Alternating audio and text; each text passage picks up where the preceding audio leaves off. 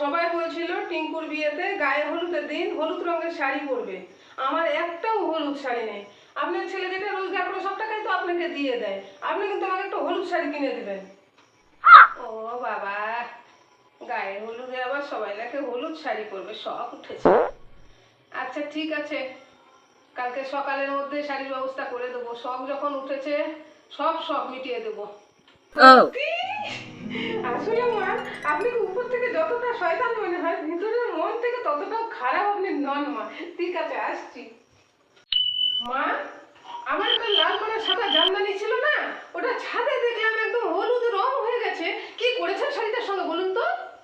কালকেই তো বললে গায়ে হলুদের সময় একটা হলুদ শাড়ি লাগবে, তাই আমি তোমার লাল করা সাদা শাড়িটা সকালে উঠে কাঁচা হলুদে ডুবিয়ে সেটাকে ছাদে শুকোতে দিয়ে এসেছি।